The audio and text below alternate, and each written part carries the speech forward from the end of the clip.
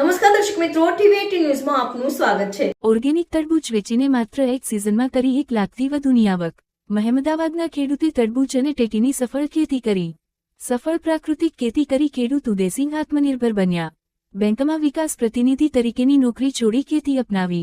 2019માં વડતાલ 2019 થી જ્યારે સુભાષ પાલેકર આવેલા વડતાલ મંદિર ખાતે, સ્વામિનારાયણ મંદિર ખાતે, આપણા રાજ્યપાલ અને જે આપણા સુભાષ પાલેકર એમને એ પોતે આવેલા અને 6 દિવસની મેં ટ્રેનિંગ લીધેલી।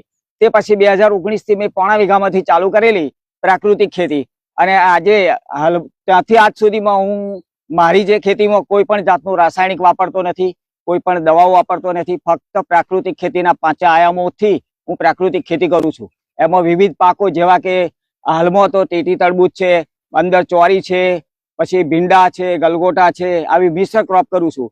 અને બાજુમાં ડુંગળીનો પણ ડુંગળી અને ગલગોટા એવું મિશ્ર ક્રોપ છે। અને ઘઉં પણ મારા ઘઉં અને ચણા બંને સાથે હતા, તો એનું પણ મને મોડલ ફાર્મ તરીકે આપેલા હતા।